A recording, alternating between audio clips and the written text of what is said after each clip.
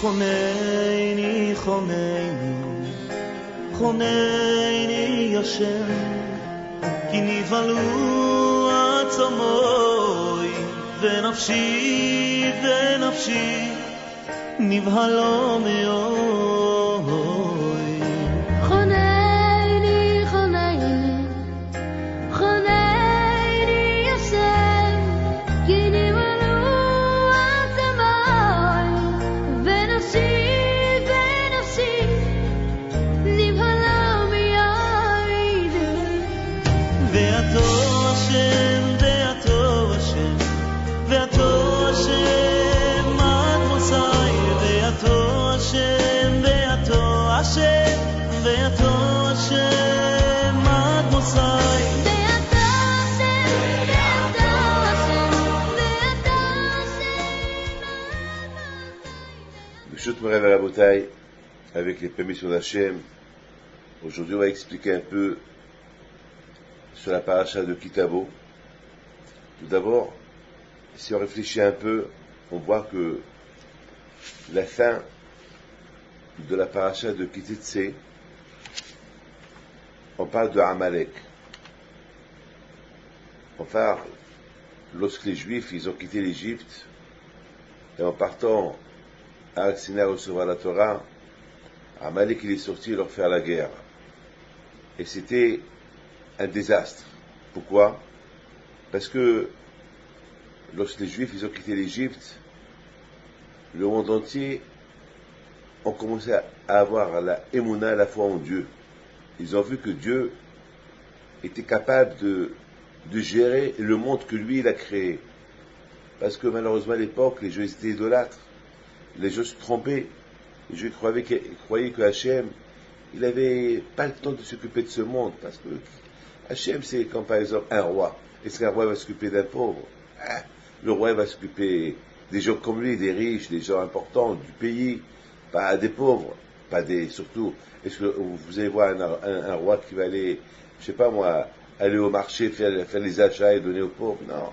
Peut-être il va déléguer quelqu'un. Voilà. Alors à l'époque, les gens croyaient que Hachem, c'est pas pour son honneur de s'occuper des gens. Il a délégué le soleil pour faire son travail. Il a délégué la lune pour faire son travail la nuit. Il a délégué la pluie. Il a délégué les arbres pour donner des fruits.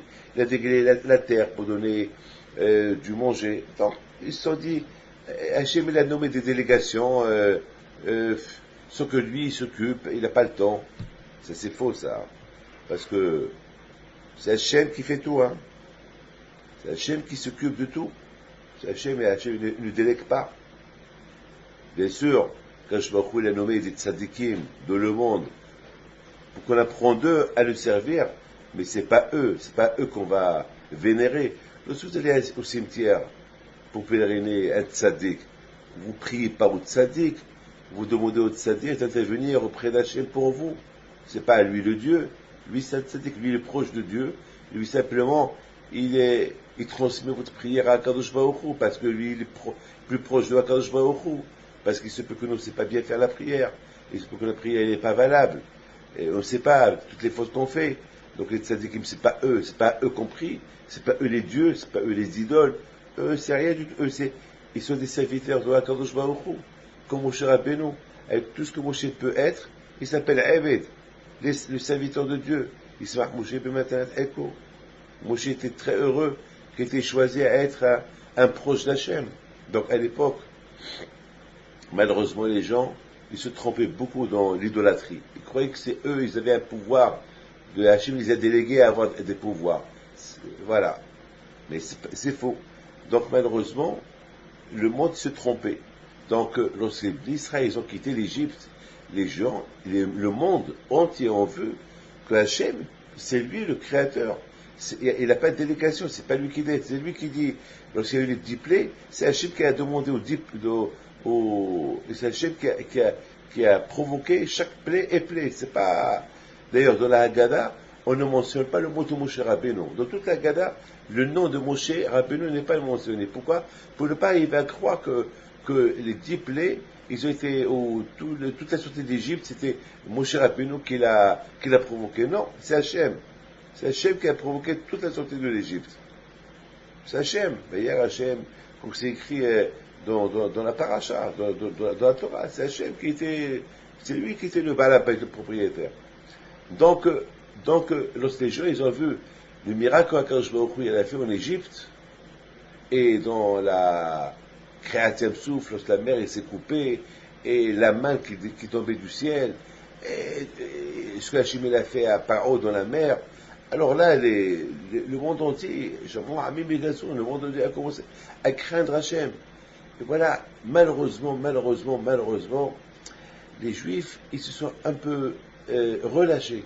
Lorsqu'ils étaient sur leur chemin, et lorsqu'ils étaient sur leur route pour aller à, comment ça s'appelle, en Eretz Israël, ils se sont un peu relâchés, malheureusement. Ils se sont un peu relâchés dans la préparation pour recevoir la Torah, et Amalek il est venu. Amalek il est venu, il leur a fait la guerre. Et ça a fait un désastre.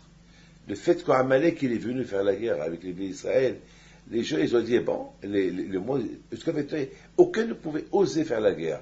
C'est comme par exemple, vous voyez un roi, que tout le monde sort accueillir, et tout le monde réclame le roi, vive le roi, et tout le monde regarde le roi avec amour, avec crainte, avec respect. Et soudainement, vous voyez quelqu'un qui prend une tomate, il la jette sur le roi. Une boîte de tomates, avec des œufs, il salit le roi. Ah, du coup, les gens ont commencé à rigoler, les gens, ça y est, il a déshonoré le roi. Parce que c'est plus les gens, au lieu que les gens ils font parler de la gloire du roi, la grandeur du roi, les gens commencent à parler comment quelqu'un a jeté sur la tomate, comment il était sale, comment ça a déstabilisé toute la rencontre avec le roi, et au lieu que il y avait un balagan, tout le monde a commencé à chercher qui a jeté et le roi s'est caché, ils ont vu que le roi, comment le roi était sale, alors qu'ils voyaient le roi avec sa splendeur, dans ses robes blanches et le maquillage, tout ça. Maintenant, ils voyaient le roi pourri, sale, et défiguré, c'est plus le roi, sa couronne est tombée par terre. C'est plus pareil. Eh ben, exactement, c'est comme ça qu'on compare Amalek lorsqu'il est venu faire la guerre avec les bénis d'Israël. Malheureusement. D'après cela, maintenant on comprend très bien, écoutez bien. Donc, avec la venue d'Amalek, faire cela au béni Israël, faire la guerre au béni Israël, parce que faire la guerre au béni Israël, c'est faire la guerre à Dieu. Parce que Akadosh Baruch Hu, maintenant, il a tout fait, il a tous ces miracles qu'il a fait au béni Israël, à la sortie de l'Égypte, et maintenant qu'ils étaient dans le désert pour aller recevoir la Torah, tout cela, Hachem, il leur a fait pour montrer aux yeux des nations la grandeur que tout ce que Hachem il fait, il le fait pour eux. Et de même temps, Hachem il est en train de montrer au monde entier qu'il n'y a pas de Dieu autre que lui. Il n'y a que lui. Il n'y a que lui. C'est lui. Et que jusqu'à maintenant, ils se sont trompés. Tout ce qu'ils ont fait jusqu'à maintenant, qu'ils ont cru que Dieu a délégué d'autres éléments à le représenter, c'est faux. C'est faux. Et tout ce que les gens ont cru que Dieu n'a pas le temps de s'occuper du monde, c'est faux. C'est Hachem qui décide. Vous savez, lorsque une araignée elle a faim,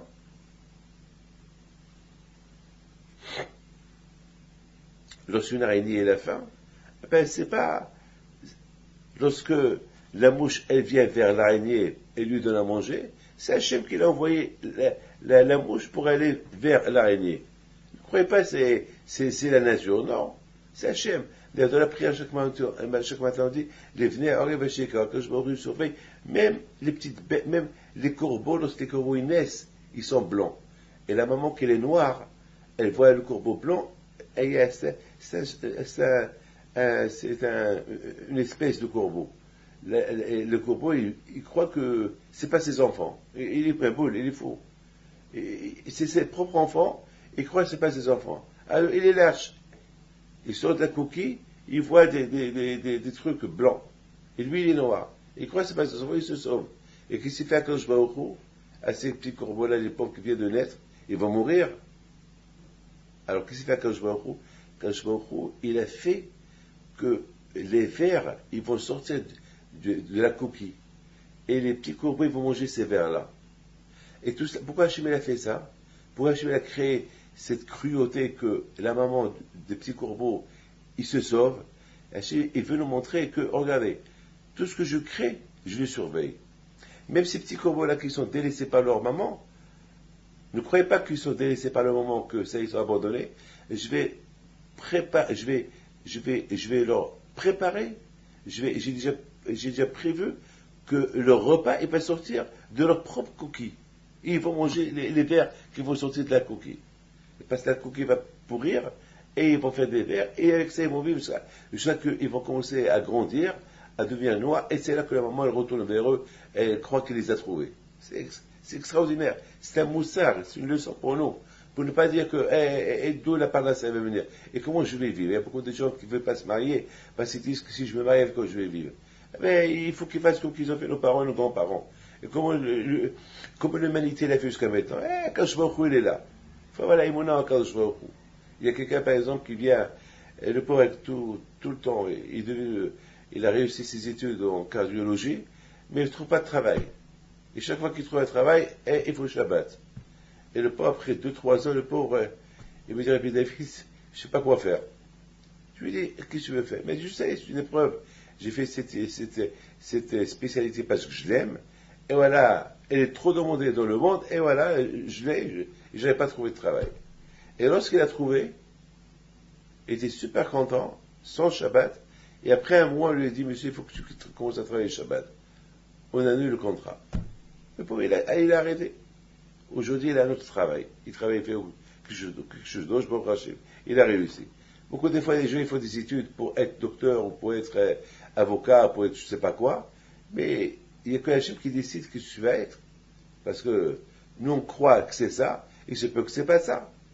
Donc, à Copain de la Bretagne, ça, c'est la paracha de Kitetse. La paracha de Kitetse, elle nous apprend combien on doit se souvenir de Amalek. Que Amalek, c'est le doute. Parce qu'Amalek, il a créé, en venant faire la guerre avec les d'Israël, il a créé le doute dans le monde entier.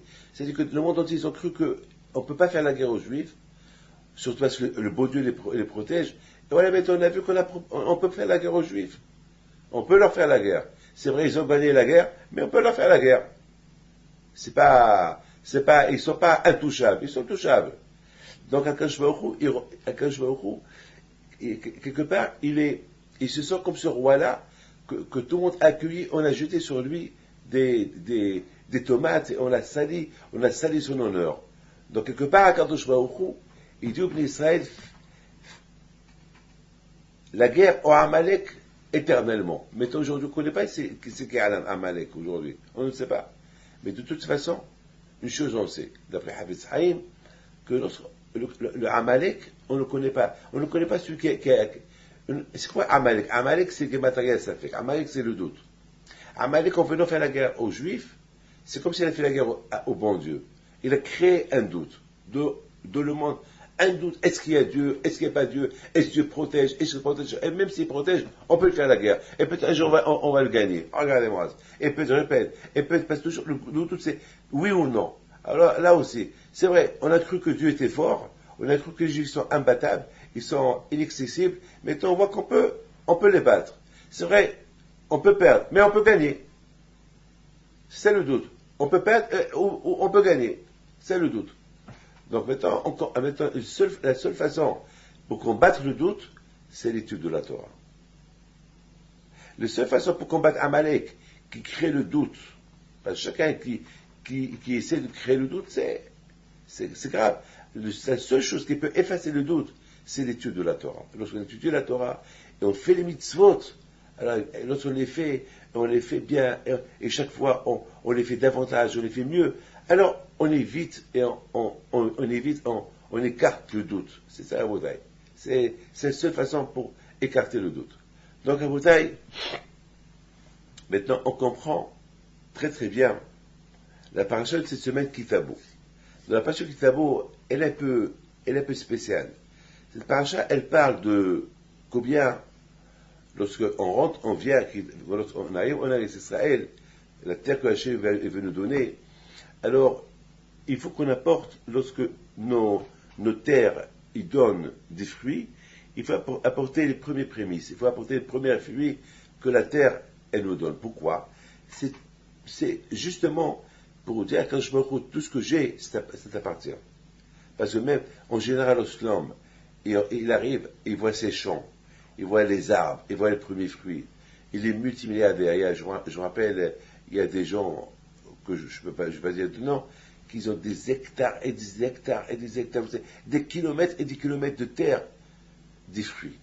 Vous savez, vers la période du mois d'août, tu vois, tous ces, des centaines de kilomètres d'arbres, des tonnes et des tonnes de fruits.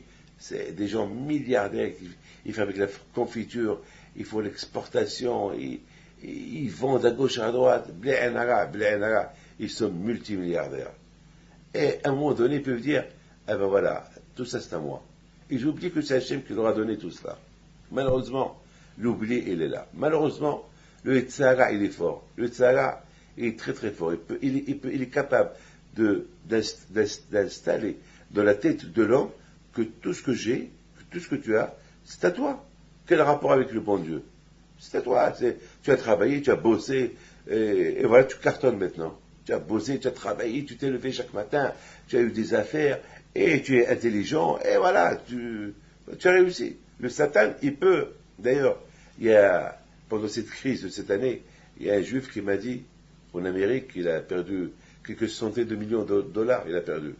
Il m'a dit comme ça, il m'a dit, jusqu'à maintenant, je croyais que c'était moi, le bon Dieu, comme ça il croyait, que c'était lui le bon Dieu.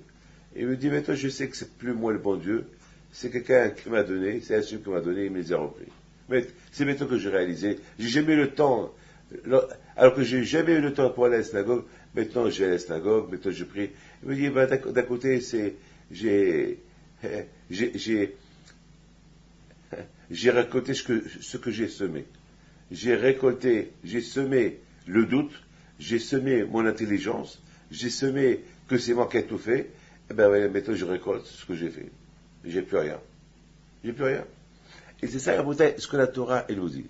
La Torah, elle nous fait toute une histoire depuis le départ du Juif. Et c'est quoi le départ du Juif? Lorsqu'on apporte les premières prémices au temple, pour dire à Hachem, voilà, merci Hachem, tout ce que j'ai, c'est à toi. C'est important. C'est important que l'homme, il vient. Pourquoi? Parce que le doute, il est fort. Parce que lorsque l'homme, il est riche, on a vu beaucoup de gens qui étaient religieux, et dès qu'ils ont commencé à devenir riches, ils sont riches, ils ont tout abandonné. Ils ont tout abandonné. Ils ont oublié ce Hachem qui leur a donné. Et quand ils vont se rappeler, lorsqu'ils deviendront pauvres, que Dieu préserve. Alors pourquoi arriver pauvre, ou être malade, ou un enfant malade, ou avoir des problèmes pour se rappeler qu'il y a Kadosh Baruch Hu? Pourquoi? C'est la raison pourquoi Kadosh Baruch Hu, il nous met en garde. Faites attention, lorsque vous allez venir en Eretz Israël, et vous allez avoir des terres, et vous allez devenir riche, et peut-être, le doute il va commencer à s'installer. Alors Kadosh Baruch Hu donne à Kadosh Baruch Hu un conseil. Un conseil. Quel est le conseil? Apportez, votre première récolte, apportez-la au Beth Amikdash. Et dites merci à Kadosh Baruch Hu pour ce qu'il vous a donné. N'oubliez pas les pauvres. Hein? Donnez le ma'aseh pour les pauvres. Et voilà. Et surtout, n'oubliez pas les orphelins. N'oubliez pas les femmes veuves qui n'ont plus de parents, qui n'ont plus de mari. Aidez-les. Voilà. N'oubliez pas les convertis. N'oubliez pas les étrangers qui sont là-bas, qui habitent avec vous là-bas. Donnez-leur à manger. Voilà. Et n'oubliez pas. Et n'oubliez pas que tout ce que vous avez, ça vient du ciel. Et faites une bracha. Faites une bracha à Hachem. Faites-moi une bracha. Demandez-moi que je vous redonne encore l'année prochaine ce que je vous ai donné cette année. C'est important tout ça. Aïe, c'est important tout ça. Ça c'est. Voilà la paracha de Kitabo. La paracha de Kitabo, elle nous donne un conseil comment combattre le doute. Parce que le doute, il est là. Le doute, malheureusement, on peut, par exemple, il y a quelqu'un qui m'a posé hier une question. C'est écrit que Akadosh Baruch Hu, il a dit à Yaakov, n'aie pas peur, je vais t'aider, je vais accomplir tout ce que je t'ai promis, et je vais donner la terre à tes enfants, à tes petits-enfants, et je ne vais pas t'abandonner jusqu'à ce que j'aurai accompli tout ce que je t'ai promis. Alors, quelqu'un m'a posé la question. Alors, et si Akadosh Baruch Hu, il a donné mettons qu'Akadosh Baruch Hu, il a donné à toi et à Jacob, une fois qu'il lui donne tout ça, il va l'abandonner. Alors, ça veut dire quoi, qu'Akadosh Baruch Hu l'a abandonné? C'est quoi, qu'Akadosh Baruch Hu va nous abandonner? Ça veut dire qu'il nous a abandonné à Akadosh Baruch Hu. Puis Akadosh Baruch Hu, il a accompli tout ce qu'il a promis aux Avot, aux parents. Une fois qu'il aura tout promis, Hachem a dit aux Avot, une fois que j'aurai promis tout ce que je vous protégerai jusqu'à ce que j'aurai accompli tout ce que je vous ai promis. Alors, c'est une fois qu'il a tout promis, il s'abandonne. Ah ben, c'est comme ça qu'on déduit. Alors, comment peut-on expliquer ça? C'est comme ça la question qu'il m'a posée. Et je lui ai répondu, j'ai dit, un enfant, il ne sait pas marcher. Un enfant, il ne sait pas manger. Alors, qu'est-ce qu'on lui fait? On lui donne le biberon, on l'allaite, on lui apprend à marcher, pas un petit pas, encore un petit pas, on est responsable de lui. Après, on le prend à l'école, on lui apprend à parler, donc on le relogane, et après, on commence à s'occuper de lui. À un moment donné, il devient autonome. Et après, je ne vais pas venir chez lui lui donner un biberon, je ne vais pas le prendre à marcher. Ben, c'est ce que quand je il a dit au Avot. Quand je lui ai dit à Avot, tant que vous avez rien du tout, je vous surveille.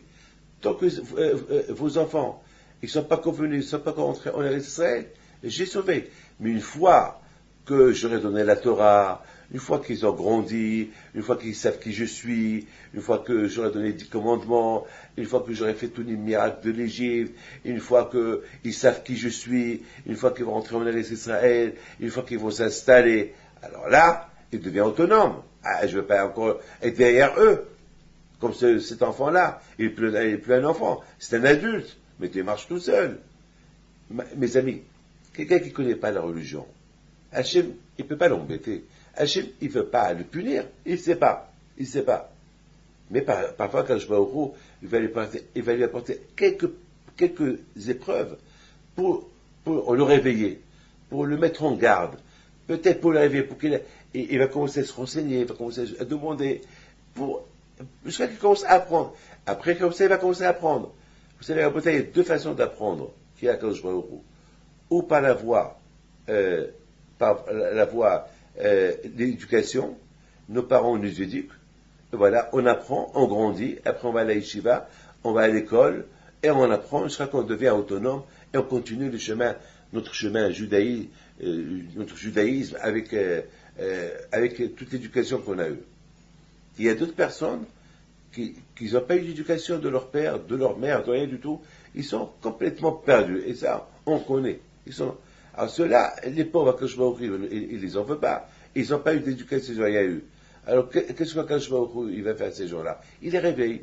Peut-être ils vont rencontrer un juif dans un avion, dans un train. Beaucoup de fois, ça m'est arrivé moi, que je rencontre des gens ignorants. Une fois, il y avait un monsieur avec une grosse Magen David, et avec un haï, deux. Ça veut dire, pour dire à tout le monde, si ça vous suffit pas, si vous ne reconnaissez pas que je suis juif, je suis double juif. Voilà, j'ai un gros haï en or. Hein. Je ne sais pas si c'est un Tunisien ou un juif tunisien ou je ne sais pas quoi, mais pas un grand haï, un grand Magen David, à la fois, et il avait la chemise ouverte. Il s'assoit à côté de moi, et chaque fois, il me montre sa poitrine, chaque fois, il me montre, voilà, regarde-moi, toi avec toute ta barbe, voilà moi je suis. Bon, je ne parle pas. Et à un moment donné, on m'apporte le repas cachère, et lui, on l'apporte, et il me dit, c'est quoi ça? Je dis quoi, je ne savais pas c'est quoi ça? Il me dit non. Il me dit, c'est quoi ça? Je dis, ça c'est du cachère. Et bien sur ça, après avoir bu un bon verre de rouge, de vin, etc., un bon apéritif, là, il me regarde, il voit ce que... Il me dit, mais ça n'a pas l'air très bon, hein. Je lui dis, c'est cachère. C'est cachère. Et de plus, j'ai mes sandwichs. Et entre-temps, il apporte son repas. Est-ce qu'il a honte de moi? Non. Il a bien mangé. Il a très bien mangé. Et il a vu que je me suis contenté avec un sandwich. Il me dit, c'est tout ce que vous mangez, un sandwich avec tout ce bon repas qu'il y a? Je lui dis, oui, c'est bon. Je dis pas que c'est pas bon. C'est super bon. Mais c'est pas cachère. Je ne peux pas manger. C'est pas cachère. Et j'ai commencé à lui expliquer. Et je commençais à lui expliquer. Une fois que je lui ai expliqué, il a commencé à réfléchir. Il me dit, je me rappelle, lorsque j'étais jeune, là, il commence à se rappeler. C'est-à-dire qu'on n'a pas éduqué.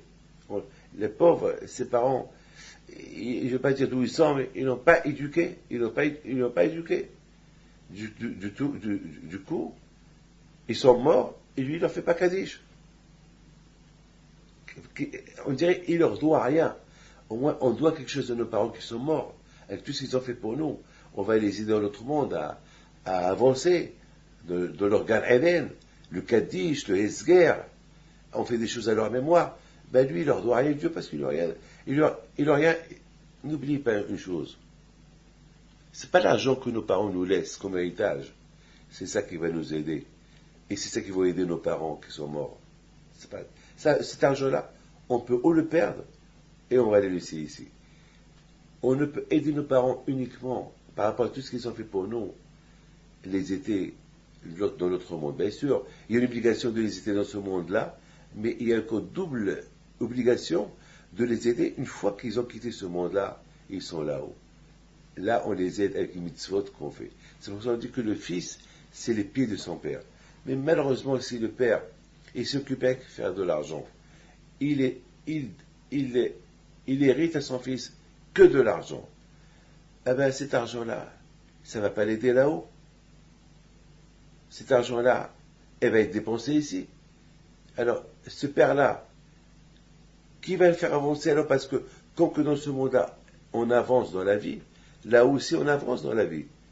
Et qui te fait avancer là-haut dans la vie? Tes enfants, tes petits-enfants, tes petits-enfants. C'est ça. Moshe Rabbeinu, le fait qu'on étudie la Torah, sa Torah à lui, celle qu'il nous a donnée, lui aussi il avance. C'est un avance, c'est un lamaba, je ne peux même pas vous décrire c'est quoi un lamaba. Comme que c'est un plaisir de vivre là-bas.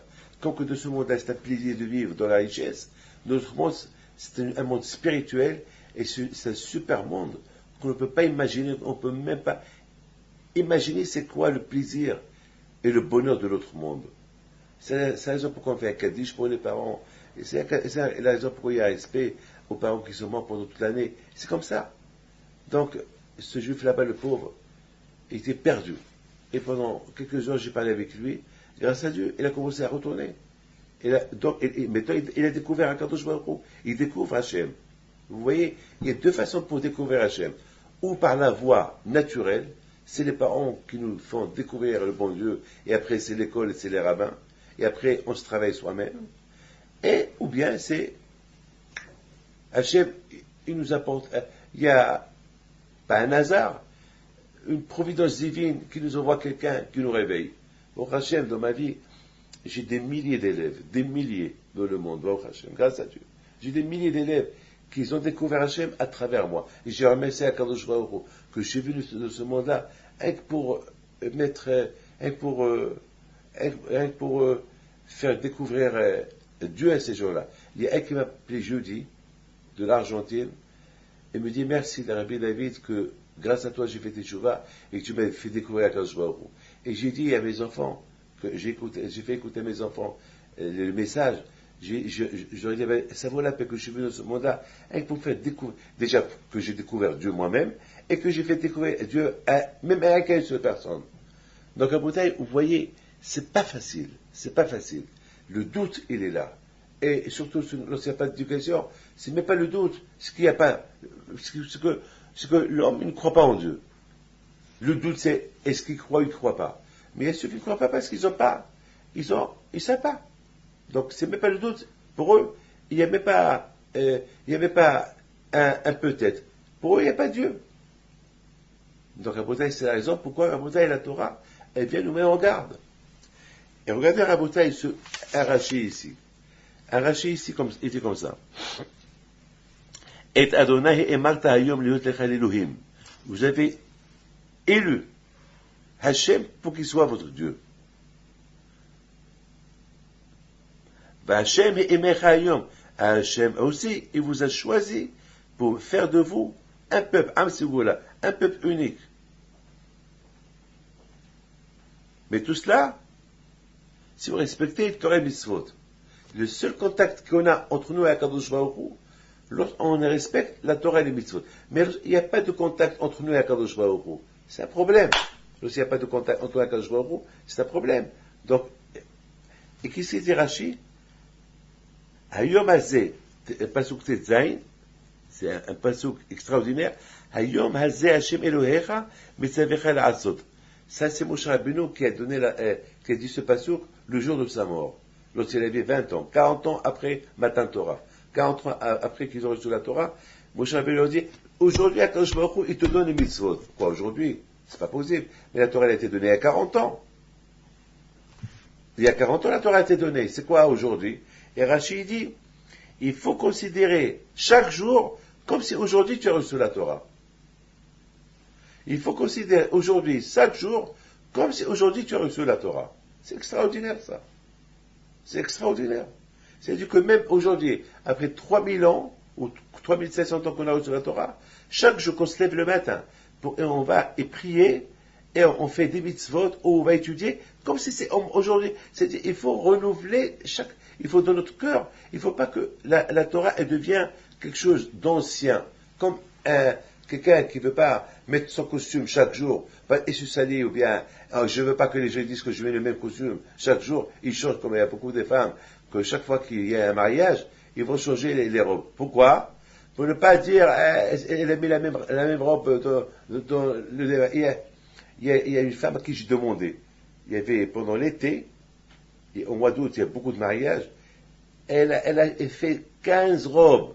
15 robes, elle a fait presque au moins 20 000 euros. Mais boula, que le bon Dieu l'ajoute. Mais c'est quand même, bon, je la comprends, elle veut pas, elle a des moyens. Ou bien il y a des femmes qui empruntent. Pourquoi? Pour ne pas dire, voilà, j'ai avec la même robe. Alors la Kadosh Baruch Hu dit de même, pour la Torah, il faut considérer la Torah comme si aujourd'hui tu as reçu.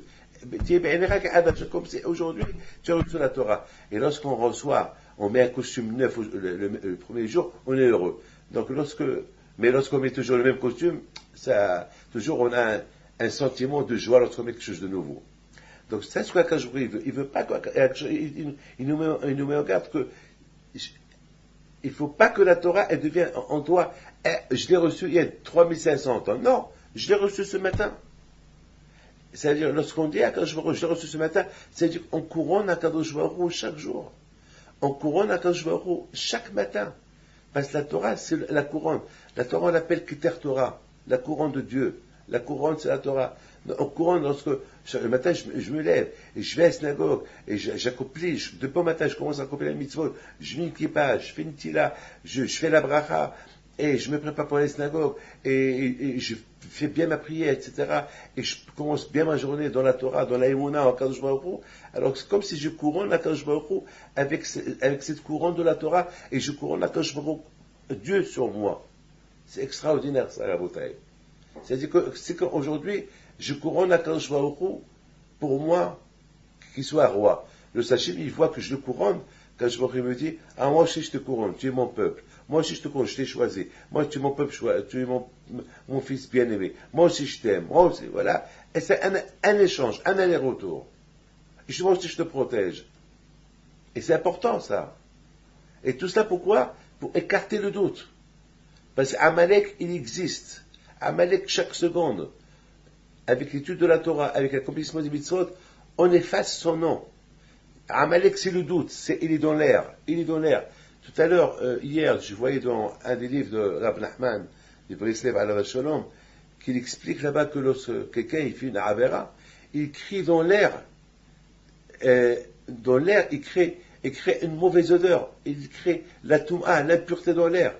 Et nous qu'on passe, on passe et on respire l'air, oui ou pas? Et si on ne respire pas l'air, on meurt. Mais dans l'air, on respire aussi la touma. On respire aussi les mauvaises idées. Par exemple, j'habite à Paris. Et vous savez, à Paris, et c'est pas tout le monde. Paris, c'est la ville. C'est la ville. C'est une grande ville. Il y a de tout. Il y a la débauche. Il y a des bonnes choses. Il y a la synagogue. Il y a des maisons sales. Vous savez que hier, je voyais un journal en Allemagne, par exemple. Il y a à Berlin, il y a presque 400 000 prostituées. 400 000. Ils appellent ça comment ça s'appelle, le métier du siècle, l'ancien métier. C'est-à-dire, là-bas, ils travaillent, c'est un métier pour eux. Avec, malheureusement, beaucoup des femmes qui sont renvoyées du travail, à cause de la crise. Eh ben, dans ce métier, malheureusement, il n'y a pas de crise. Mais c'est la débauche. D'autre côté, ça fait la sida. Et d'autre côté, ça crée l'adultère. Comme des gens. Comment voulez-vous que les gens ils restent fidèles à leurs femmes? Comment voulez-vous que les femmes ils restent fidèles à leur mari? Malheureusement, j'ai lu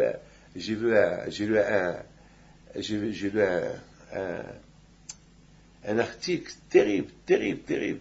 Ça m'a vraiment j'ai dit comment le monde il peut être honnête avec soi-même? Non, c'est permis. Il y a quelqu'un que j'ai écouté une fois dans la radio qui incite les femmes mariées à tromper leurs femmes. J'ai rien compris. Il incite. Il a même créé un réseau dans la radio, et les femmes qui trompent leur mari, eh ben, ils parlent de leur expérience. Comment ça veut dire, lorsque un homme, il trompe sa femme, ou lorsqu'une femme, elle trompe son mari, que Dieu préserve, c'est tout le judaïsme, notre judaïsme, il est bâti sur la fidélité. La fidélité. Par exemple, la France, c'est le symbole de la fidélité, la liberté. Fidélité, liberté, il faut comprendre. C'est vrai, il faut être fidèle à la France. Oui, fidèle. Mais d'autre côté, la liberté, je ne sais pas comment on va l'expliquer. La liberté, ça veut dire, ça peut être aussi tromper la liberté, ça peut aussi être tromper la fidélité, parce que l'expression, il faut bien mesurer c'est quoi l'expression. Il ne faut pas trahir la France.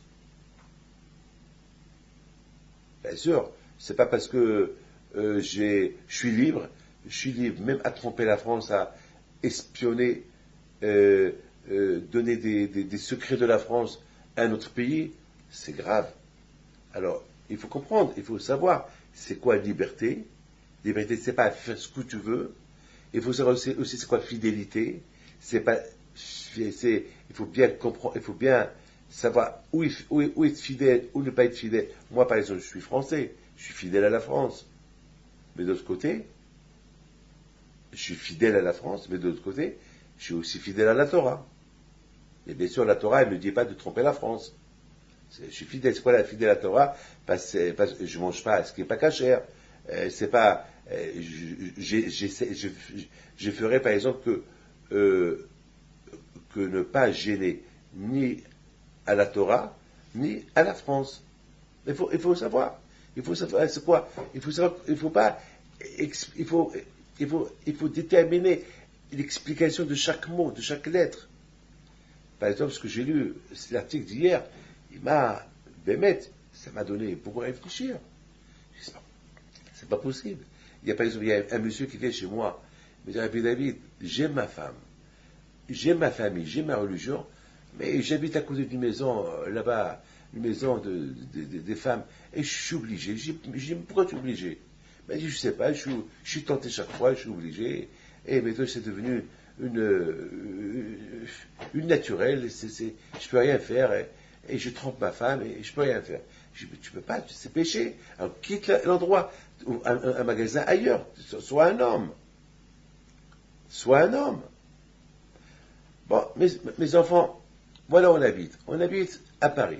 Et à Paris, par exemple, vous savez, comme qui dit Ben Ish Hai, vous savez, il y a la Touma de partout, mais il y a la Kedusha de partout.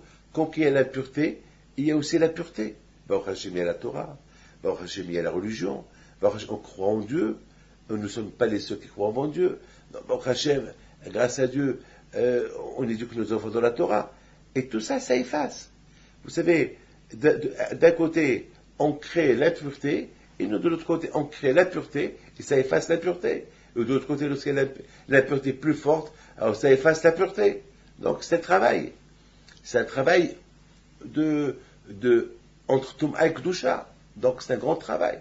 Donc, Baruch Hashem qui a la Torah. Bon, ici à Paris, vous voyez des gens avec la barbe, vous voyez des gens qui vont à la synagogue, vous voyez des gens qui font attention, vous voyez des gens qui respectent Shabbat, Baruch Hashem. On fait bien notre religion grâce à Dieu. À New York, en Israël, ici, au Maroc.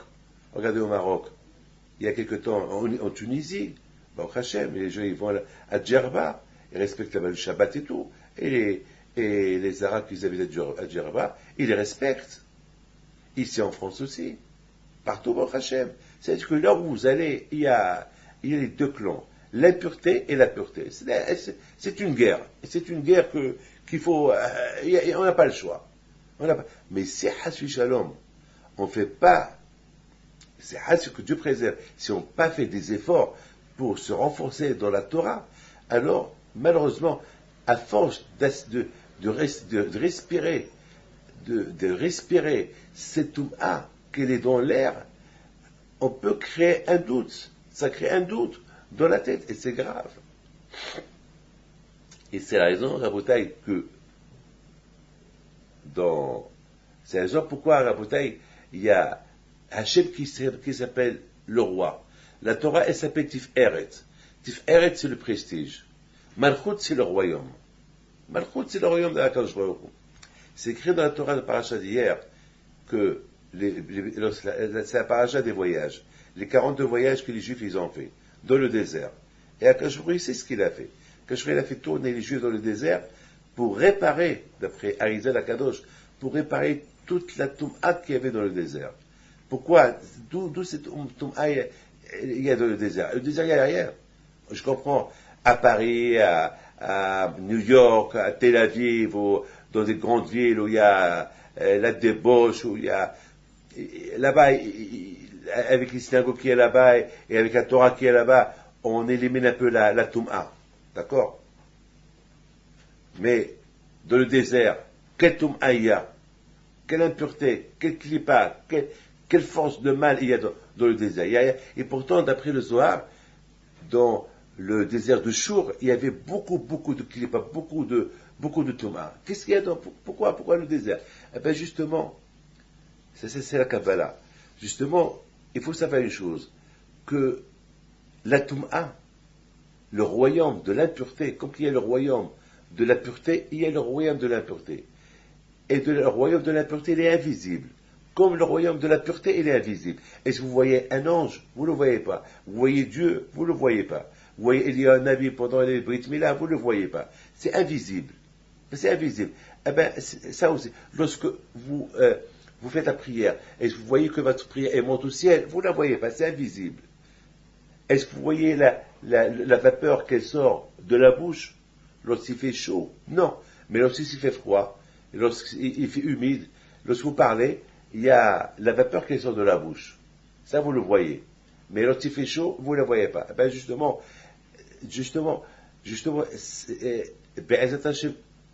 après, lorsqu'il y aura l'obscurité, lorsqu'il meurt, c'est là qu'il va voir Kadosh Baruch Hu. Comme lorsqu'il fait sombre, lorsqu'il fait humide, on voit la vapeur. C'est lorsque l'homme il quitte ce monde, il peut voir ce qui était invisible. Mais tant qu'il y a le jour, c'est la vie. Parce qu'on est vivant, on voit, il y a certaines choses qu'on ne voit pas. On ne les voit pas.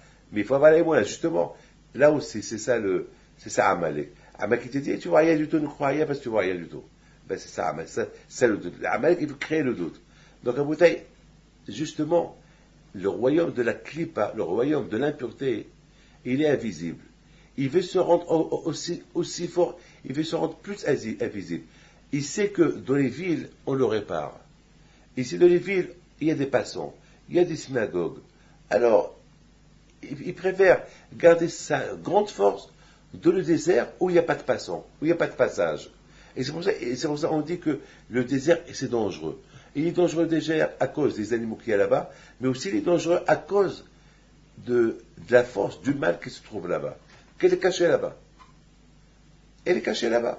Alors c'est la raison pourquoi quand je vois, avant que les Juifs, ils sont rentrés en Eretz Israël pour pouvoir respecter les mitzvot à 100%, et les mitzvot qui sont liés avec la terre d'Israël, qui puissent construire le Beth Amikdash, éliminer Amalek, éliminer le doute, etc., il fallait 40 ans dans le désert. 40 ans d'un endroit à l'autre pour réparer, pour éliminer toute l'impureté qu'il y avait dans le désert. Eh oui, d'ailleurs, Ben Ishai, il dit que lorsque les Juifs, ils étaient à Mara, il y avait là-bas une grosse klipa, une grosse partie de Touma, d'impureté. Ils sont partis là-bas, ils l'ont réparé. Par exemple, à Boudaï, lorsqu'on fait la Kétoret, la Kétoret, c'est à l'époque, lorsqu'il y avait le Beth Amikdash, il y avait un parfum qui était composé de 11 espèces de feuilles, de feuillages, des odeurs, et parmi eux, il y avait là-bas la Helbona. La Helbona, c'est une mauvaise odeur. Alors, la Gemara, elle pose une question, mais pourquoi on avait besoin de mélanger ceux qui donnaient une bonne odeur et ceux qui donnaient une mauvaise odeur, surtout au Beth Amikdash. Au Beth Amikdash, c'est un endroit saint. C'est pas possible de faire un élément, un produit qui sont mauvais, le mélanger avec ces éléments qui sont bons. Pourquoi? Pour réduire leur odeur, leur bonne odeur. Pourquoi? Et la Gemara dit Helbona, qui représente les Rechaim. Les Rechaim, ceux qui sont mauvais, ceux qui ne sont pas croyants, ceux qui ne croient pas en Dieu, ou ceux qui font des fautes du matin au soir. C'est-à-dire qu'Akadosh Baruch Hu, il aime aussi leur odeur. Eh oui. C'est-à-dire que pour Akadosh Baruch Hu, c'est des êtres humains. Akadosh Baruch Hu, il les respecte. Peut-être un jour, ils vont faire teshuva. Peut-être un jour, ils vont faire. Donc Akadosh Baruch Hu, il accepte toutes les odeurs.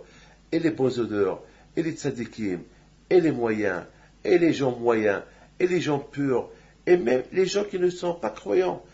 Parce que même un homme qui n'est pas croyant, dans sa vie, il a fait une mitzvah, dans sa vie, il a fait une bonne chose.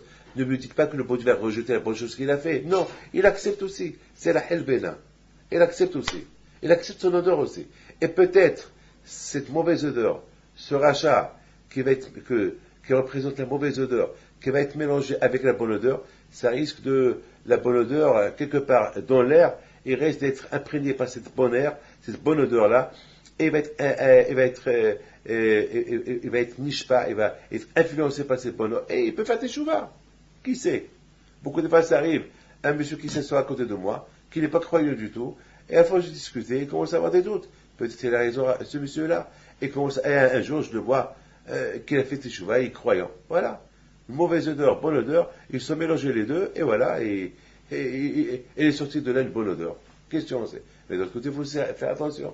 Une bonne odeur à côté d'une mauvaise odeur, aussi, ça peut, et c'est peu que celui qui a la mauvaise odeur, c'est lui qui va influencer celui qui est religieux, et il va tomber. C'est aussi, on voit ça aujourd'hui. Donc, à Boudaï, vous avez tous compris que les Juifs dans le désert, ils ont fait beaucoup de voyages uniquement pour éliminer cette impureté, cette force de mal qui était dans le désert, qui était là-bas comme générateur, qu'ils envoyaient là-bas des rayons de Touma de partout. Donc les Juifs, ils étaient obligés de traverser ces déserts-là pendant 40 ans. Là où il y avait, et beaucoup de fois, on a vu qu'ils ont fait des allers-retours. Ils étaient déjà là, ils sont partis à quelques kilomètres, encore ils sont retournés là-bas. Pourquoi pas? Il se peut qu'ils n'ont pas assez réparé. Donc ils sont encore retournés pour réparer encore. Et c'était important pour Hachem qui prenne tout ce temps-là. C'était fatigant pour les Bnei Israël pendant 40 ans. Ils ont souffert. Fatigant, mais il n'y avait pas le choix. Il fallait passer par là. Et Baruch Hachem, ils sont rentrés en Eretz Israël.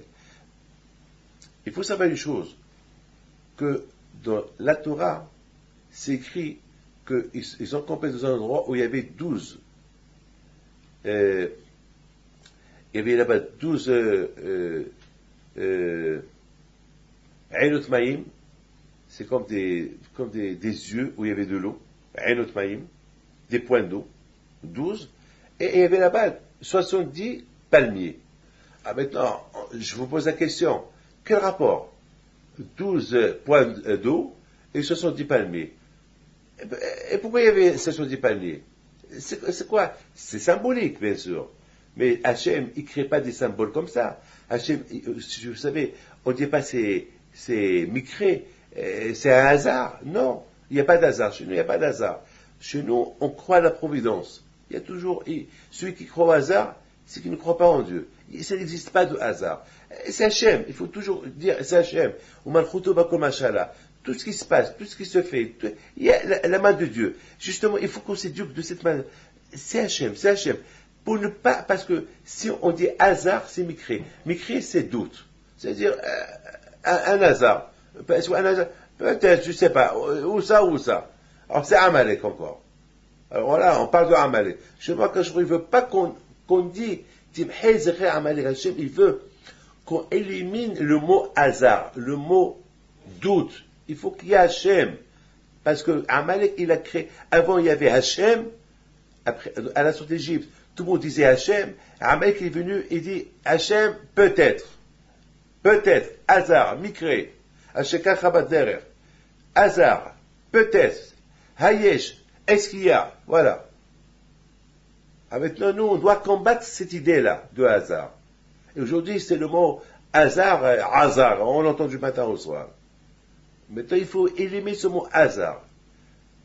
On entend, si Dieu veut, Be'ezat Hashem, si Hashem il veut, Baruch Hashem, béni soit Hashem. Voilà, c'est des mots.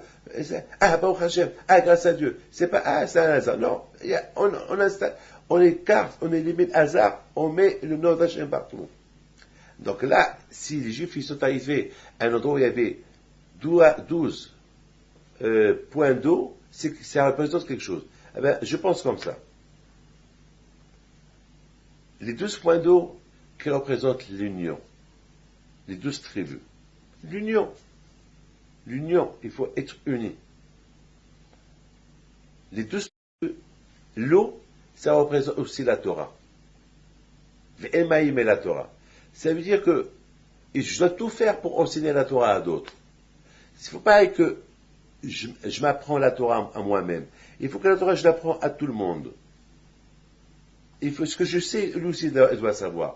Mes connaissances de la Torah, lui aussi, il doit les avoir. C'est ça, Maïm. L'union de la Torah, l'union entre nous. Et les 70 dattiers, c'est Tamar, Tzadik et Tamar Efra. La Torah, on peut l'expliquer de 70 façons. Aussi, les 70, c'est les 70 nations qui vivent avec nous. On vit parmi les 70 nations.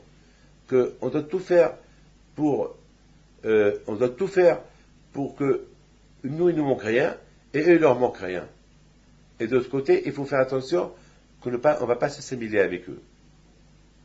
Mais les respecter, respecter leur idée, pas les combattre, les respecter. Et peut-être, on est là pour être exemplaire, que on n'a pas de doute en Dieu. On n'a pas de doute. Il y a Akadosh Baruch Hu. Peut-être les éduquer. C'est ça, c'est symbolique, Rabotai. C'est symbolique. C'est symbolique. Et c'est ça, Rabotai.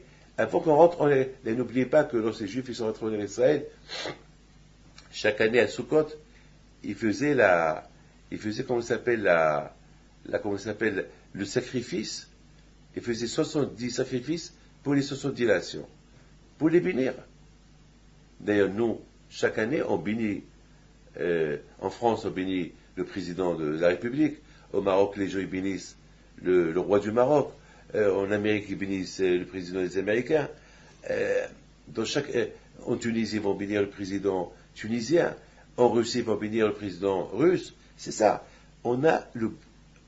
C'est une mitzvah. Là où on réside, on doit bénir le pays, on doit bénir le président ou le roi du pays. C'est ça, les 70 nations. Parce qu'on doit être reconnaissant. Donc voilà, Raboutaï, ce que la Torah représente. La Torah représente la vérité. La Torah représente l'amour de Hakadosh Baruch Hu. La sincérité, sans doute. Et pour arriver à tout cela, eh bien, c'est la guerre contre Amalek. La guerre contre le doute. Donc la Torah, elle est faite par tous les moyens pour qu'on écarte le doute, qu'on soit attaché à Kadosh Baruch Hu. Attaché à Kadosh Baruch Hu avec quoi? Attaché à Kadosh Baruch Hu avec la prière, l'étude de la Torah. Prononcer son nom chaque seconde, à chaque instant. C'est pourquoi on doit faire 100 brachot par jour, pour être toujours lié à Kadosh Baruch Hu. et que tout ce que nous avons, ça vient que de Hakadosh Baruch Hu. C'est pas nous qu'on l'a fait, c'est Hachem qui l'a fait, et c'est lui qui nous l'a donné. Et c'est ça, Rabotai, la paracha de Kitavo. Et surtout, considère la Torah qu'on a reçue chaque jour.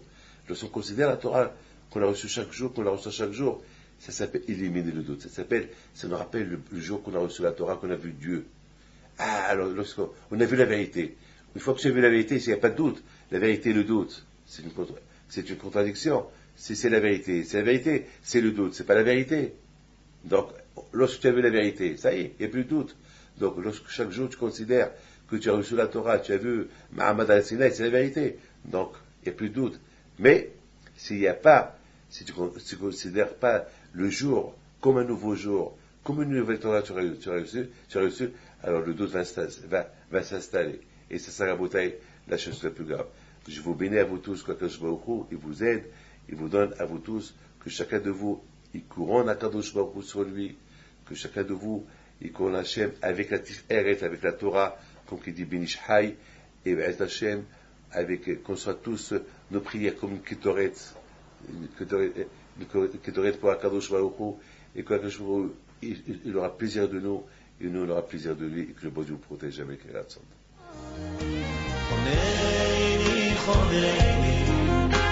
חונני השם, אם יבלע